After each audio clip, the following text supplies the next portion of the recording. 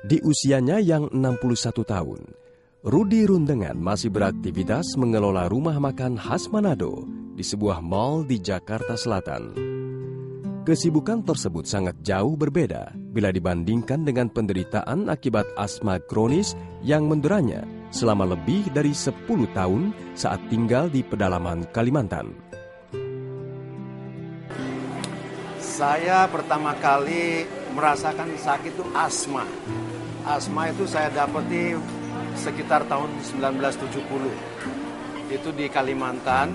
Pada saat itu saya kerja di satu perusahaan kayu di Kalimantan Timur. Terasa sakit saya itu waktu saya kerja itu saya nggak bisa cium sesuatu yang tajam. Kalau saya cium sesuatu yang tajam itu pilek, bersin terus, batuk terus. Itu awalnya sakit saya awalnya di situ. Terus timbul sesak napas. Nah, situ kira-kira tahun 74 saya dikirim oleh perusahaan untuk berobat ke Jakarta sini. Tahun 74 saya datang ke sini. Saya pertama kali di sini ditangani oleh dokter alergi Heru Sundaru. Tahun 74 saya hanya dikasih obat-obat biasa sampai kira-kira tahun 78 saya dikirim lagi ke sini berobat lagi. Nah, berobat lagi itu saya melalui klinik itu diadakan tes kulit untuk mengetahui alergi saya itu alergi apa. Nah, itu pertama kali sakit saya memang hanya asma, yang lain-lain sih belum. Sekitar tahun 78 setelah saya kembali dari sini, saya dianjurkan untuk kerja di daerah tropis karena di Kalimantan tuh pedalaman sana itu dia agak lembab. Jadi saya diharuskan untuk pindah tempat pekerjaan. Jadi dokter katakan bahwa ini kalau asma, Pak, ini tidak akan sembuh. Alergi asma ini tidak akan bisa sembuh. Ya Bapak hanya bisa mengatur. Misalnya kalau kondisi lagi nggak baik, jangan minum es misalnya. Kalau cuacanya agak dingin, Bapak hindari. Ya dalam keadaan begitu kan susah saya hindari begitu. Dan dulu juga saya perokok. Terakhir di tahun 85 saya coba bisa berhenti.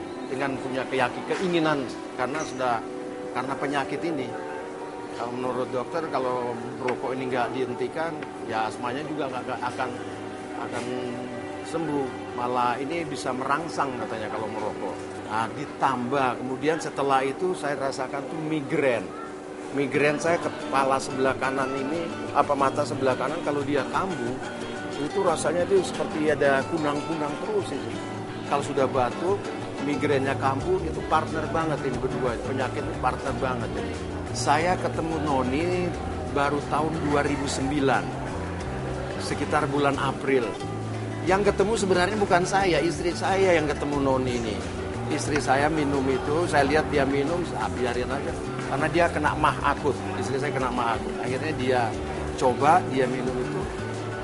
Rupanya ada perubahan. Bukan ada perubahan, memang perubahan sama sekali. Karena terakhir waktu dia mau diperiksa ke rumah sakit Jakarta untuk dirawat, dia bilang begini, tapi saya nggak usah ini berobat jalan aja lah. Nah di situ dia mulai, karena sudah orang kenalkan Noni sama dia mulai minum di situ. Nah sembuh, dia rasain sembuh, sampai sekarang sembuh. Saya coba dia yakinkan bahwa ini bisa menolong kamu ini Noni ini. Saya nggak mau sama sekali. Tapi ya akhirnya istri itu bilang begini aja dah. Ini yang terakhir, produk terakhir dah yang kamu coba. Siapa tahu ini Tuhan yang kirim untuk bisa membantu untuk menyembuhkan kamu. Siapa tahu. Nah, setelah saya ketemu Noni dan dikenalin, saya coba. Kira-kira bulan April. Pokoknya setelah launchingnya Tahitian Noni di Carlton Ritz Hotel. Nah, saya sudah mulai konsumsi itu.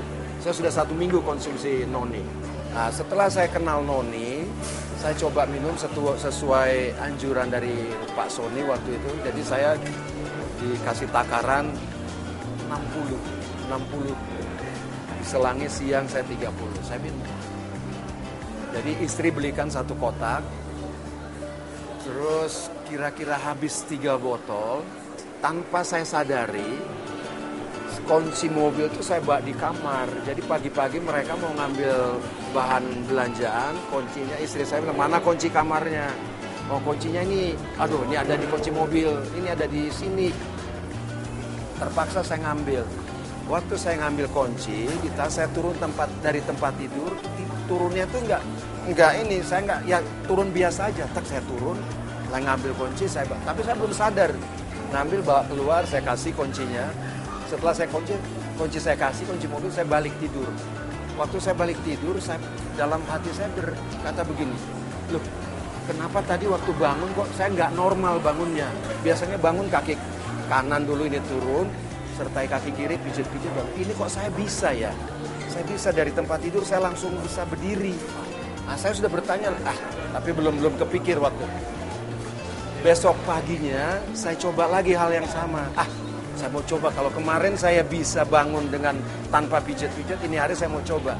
Tapi saya belum bilang, saya nggak bilang sama istri. Bangun, saya lakukan, bisa. Saya kok bisa jalan bangun, langsung jalan. Nggak sakit. Udah 3 hari.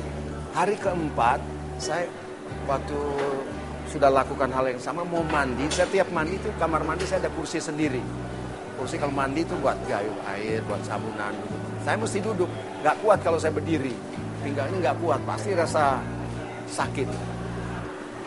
Hari yang keempat itu saya coba angkat kursinya, saya nggak pakai kursi. Saya mandi, saya rupanya rasa enak. Saya pegang-pegang pinggang saya kok nggak sakit.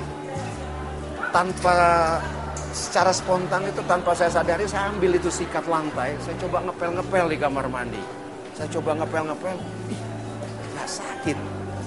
Di situ saya terus terang Pak, saya terharu, saya menangis. Di kamar mandi itu saya menangis. Saya bilang begini, dalam hati saya sampai bilang begini, Tuhan, terima kasih Tuhan. Rupanya memang apa yang istri saya pernah bilang, siapa tahu nanti Tuhan hendak kasih kirimkan kamu suatu obat yang bisa menyembuhkan kamu. Rupanya ini yang Tuhan berikan sama saya. Sekarang saya sudah rasakan kesembuhan.